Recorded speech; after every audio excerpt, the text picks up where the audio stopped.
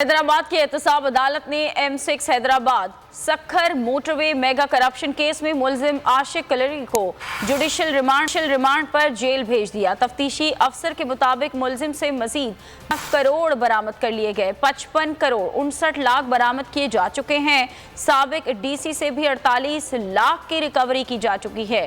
Case में मुलवस मुलजिमान साबिक DC Matiari Adnan Rashid, साबिक AC Mansoor Abbasi, bank manager Tabish Shah समेत दीगर जुडिशल रिमांड पर हैं। खूने नाहक बहुत पी चुकी ये जमीन, अब कोई दिन में ये खून उगलने को है। खत्म हो जाएगी ये तमाशागरी, वक्त पलटेगा रोजे जजा की तरह। ये जो पेशावर में ताजा लहू है बहा, एक क़यामत करेगा फलक पर बपा। गम की सलमनाक घड़ी में बोल सानह पेशावर में शहीद होने वालों के लवाहिकीन के साथ। सब्सक्राइब करें और बेल दबाएं ताकि कोई खबर रह न जाए।